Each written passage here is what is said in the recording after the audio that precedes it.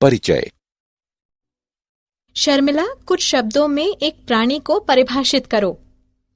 हाँ, प्राणी अधिकतर बहुकोशिक प्राणी जगत या मेटाजोआ के यूकेरियोटिक जीवों के मुख्य समूह होते हैं। शर्मिला, अब मुझे ये बताओ कि प्राणियों को पौधों से क्या भिन्न बनाता है?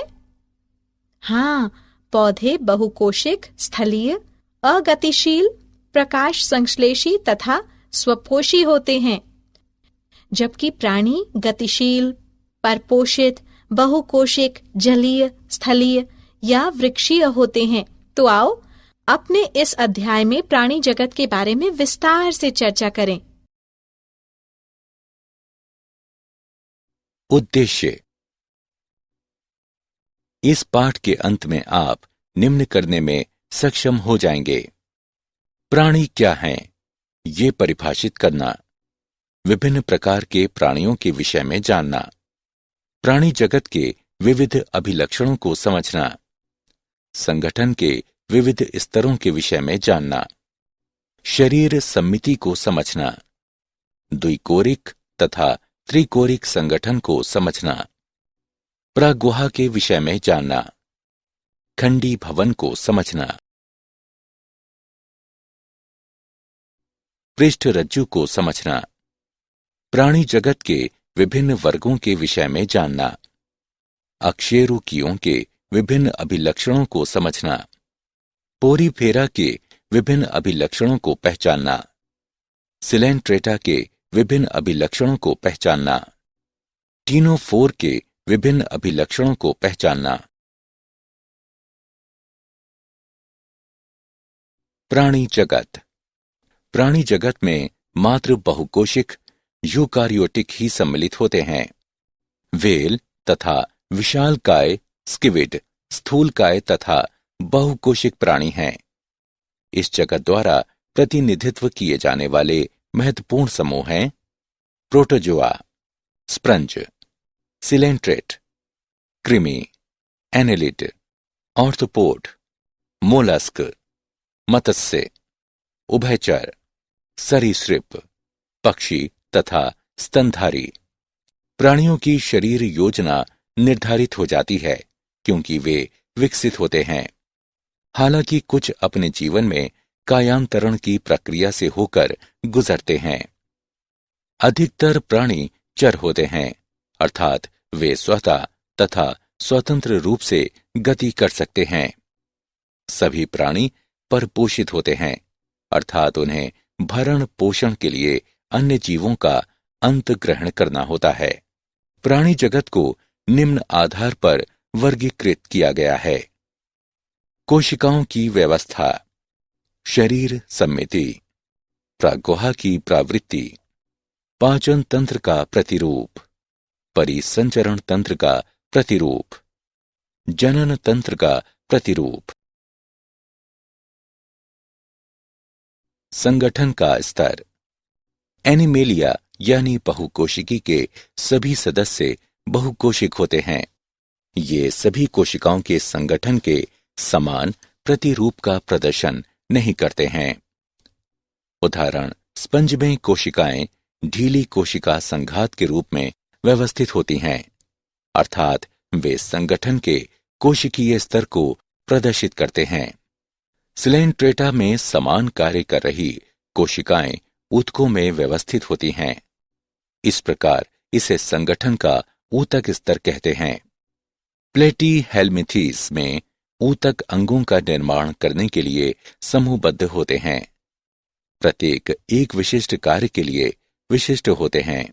इसे संगठन का अंग स्तर कहा जाता है।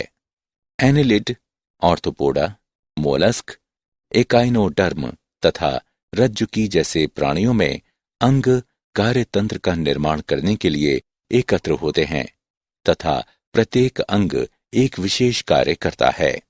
इसे संगठन का अंग तंत्र का स्तर कहा जाता है। प्राणियों के विभिन्न समूहों के अंग तंत्र विविध प्रकार की जटिलताओं को प्रदर्शित करते हैं। एक पूर्ण प्राचन तंत्र में 2 द्वार होते हैं: मुख तथा गुदा। उदाहरण के लिए प्लेटीहेल्मिंथीज के पाचन तंत्र में शरीर के बाहर की ओर एकल मुख द्वार होता है जो गुदा के रूप में कार्य करता है तथा इस प्रकार इसे अपूर्ण कहते हैं। परिसंचरण तंत्र दो प्रकार के हो सकते हैं। खुले प्रकार में रक्त का बहाव हृदय से सीधे बाहर भेजा जाता है तथा कोशिका एवं ऊतक इसमें डूबे रहते हैं। बंद परिसंचरण में रक्त का संचार हृदय से भिन्न भिन्न व्यास की वाहिकाओं के द्वारा होता है। उदाहरण धमनी, शिरा तथा कोशिकाएं। सम्मिति। प्राणियों को उनकी सम्मिति के आधार पर भी श्रेणीबद्ध किया जा सकता है। असम्मिति, अरीय सम्मिति, द्विपार्श्व सम्मिति। स्पंज मुख्यतः असम्मिति होते हैं, अर्थात किसी भी केंद्रीय अक्ष से गुजरने वाली रेखा इन्हें दो बराबर भागों में विभाजित नहीं करती। जब किसी भी केंद्रीय अक्ष से गुजरने वाली रेखा प्राणी के शरीर को दो समरूप भागों में विभाजित करती है तो इसे अरीय सम्मिति कहते हैं। सिलेंट्रेटा, टीनोफोर तथा एकाइनोडर्म में इसी प्रकार की शरीर योजना होती है। एनेलिड, ऑर्थोपोडा जैसे प्राणियों में शरीर दो समरूप दाएं एवं बाएं भाग में बांटा जा सकता है। इनमें केवल एक ही अक्ष होता है, वो द्विपार्श्व सम्मिति का प्रदर्शन करता है। द्विकोरिक तथा त्रिकोरिक संगठन। जिन प्राणियों में कोशिकाएं दो भ्रूणीय स्तरों में व्यवस्थित होती हैं, एक बाह्य एक्टोडर्म अर्थात बाह्य त्वचा तथा एक आंतरिक एंडोडर्म अर्थात आंतरिक त्वचा, वे द्विकोरिक प्राणी कहलाते हैं। उदाहरण सिलेंट्रेटा। इनमें एक अविभाजित स्तर मेसोग्लिया बाह्य त्वचा तथा आंतरिक त्वचा के बीच में उपस्थित है।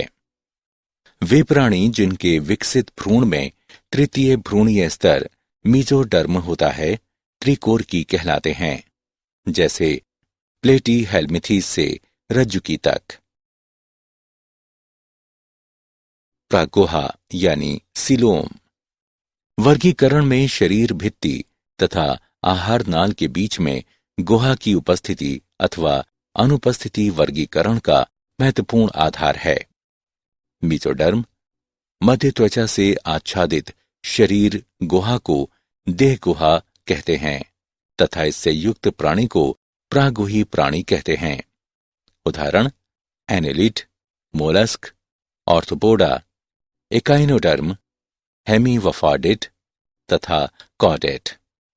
कुछ प्राणियों में ये गुहा मीसोडर्म से आच्छादित नहीं होती, बल्कि मध्य त्वचा यानी मीजोडर्म बाह्य त्वचा एवं अंतः त्वचा के बीच बिखरी हुई थैली के रूप में पाई जाती है। उन्हें कुटगुहिक कहते हैं, जैसे कि एस्केल्मिंथेस। जिन प्राणियों में शरीर गुहा अनुपस्थित होती है उन्हें अगुह्य कहते हैं, जैसे कि प्लेटीहेल्मिंथेस। खंडी भवन यानी सेगमेंटेशन। कुछ प्राणियों में शरीर बाह्य तथा आंतरिक दोनों ओर श्रेणीबद्ध खंडों में विभाजित होता है, जिनमें कुछ अंगों की क्रमिक पुनरावृत्ति होती है। उस प्रक्रिया को खंडी भवन कहते हैं।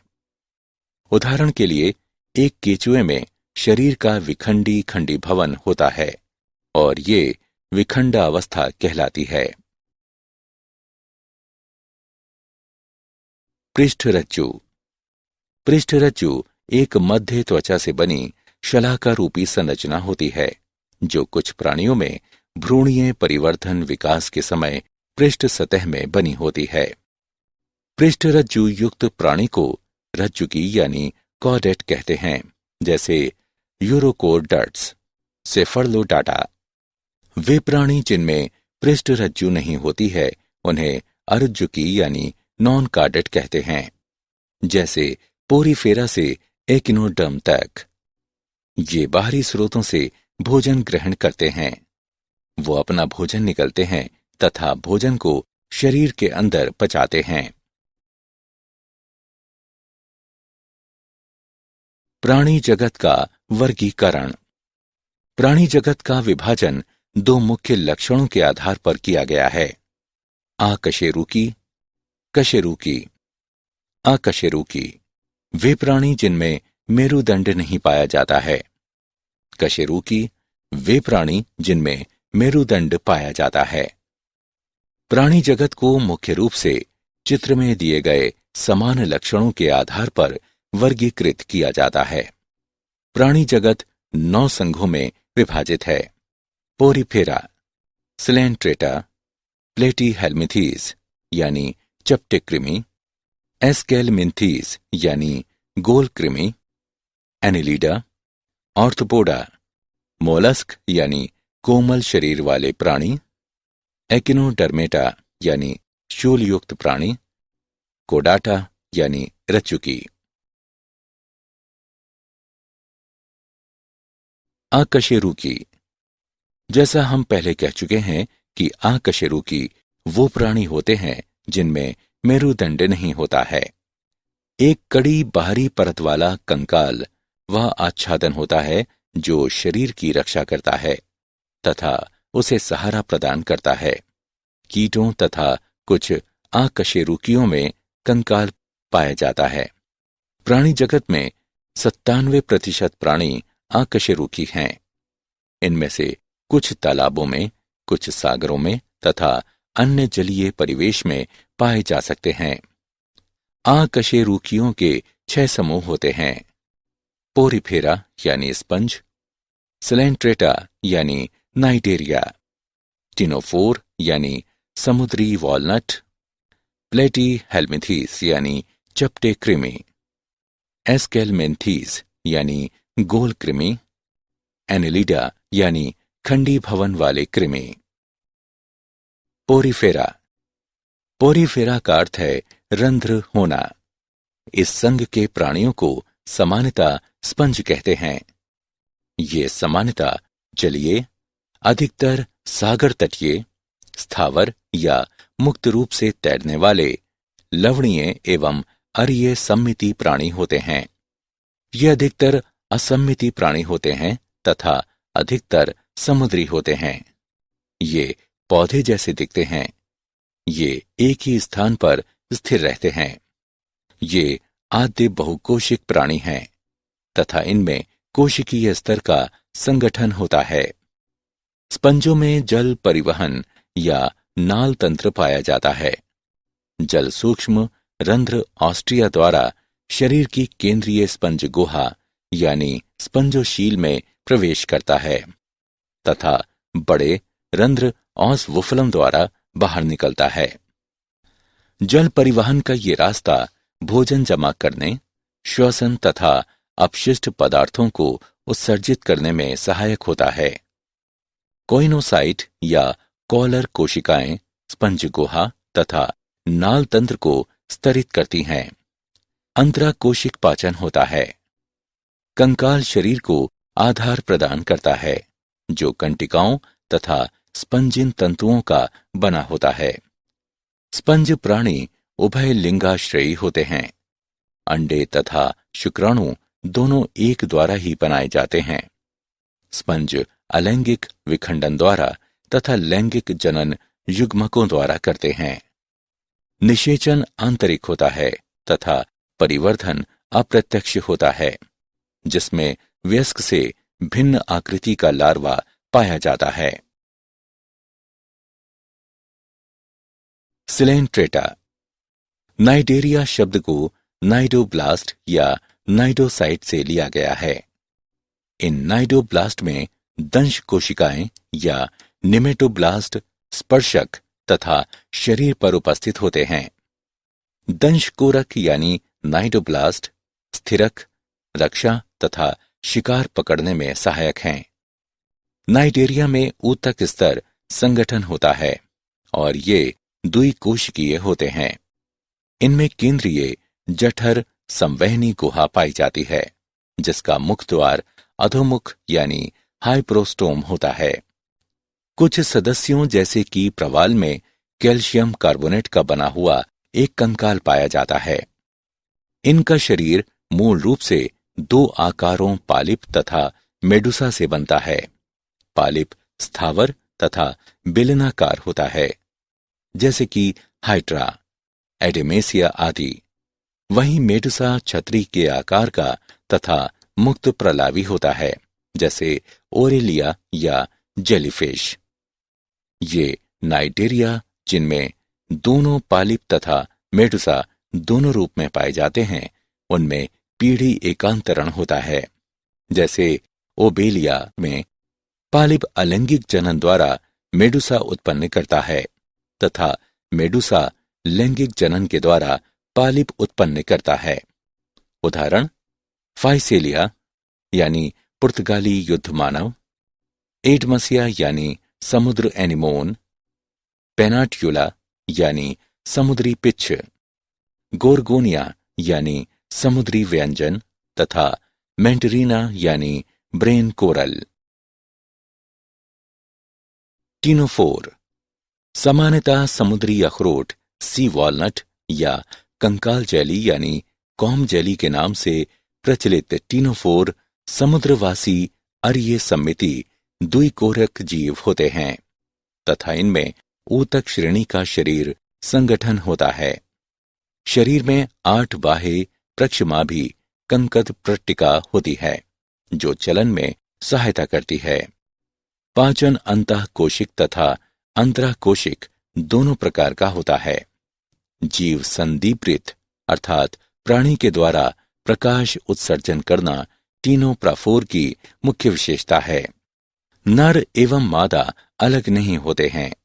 जनन केवल लैंगिक होता है। निषेचन बाह्य होता है तथा अप्रत्यक्ष परिवर्तन होता है, जिसमें लार्वा अवस्था नहीं होती।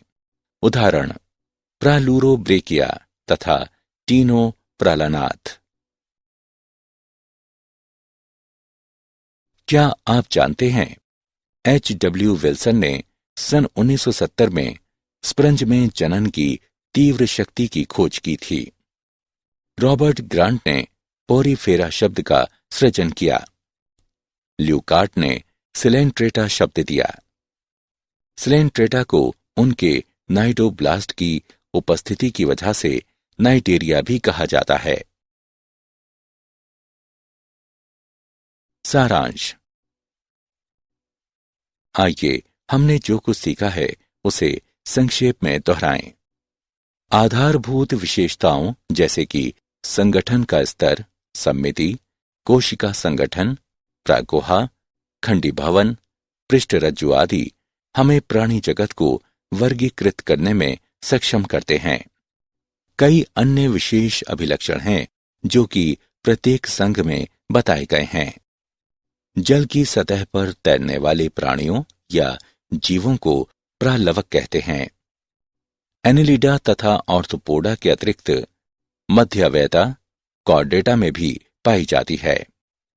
संगठन के आधार पर प्राणियों को प्रोटाजोआ तथा मेटाजोआ में समूहबद्ध किया जाता है।